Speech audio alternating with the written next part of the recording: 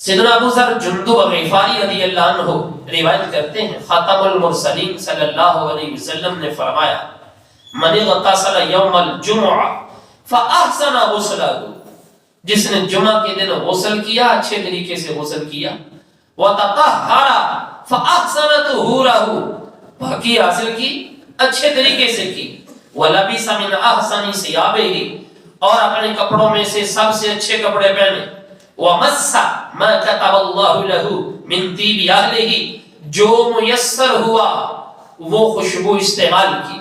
ثم اتى الجمعہ، پھر جمعہ میں آ گیا، ولم یلغ، کوئی فضول کام نہیں کیا، ولم یفرق بین اثنین،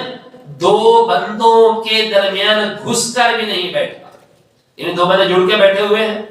تو آیا اپنے وقت پہ تو دونوں کو سائڈ پہ کر کے درمیان میں بیٹھ گیا، ایسا بھی نہیں کیا۔ غفر له ما بینہ وبین الجمعۃ الاخری، فرمایا اللہ تعالی اس جمعہ سے دوسرے جمعہ تک کے اس کے صغیرہ گناہوں کو معاف فرما دے گا۔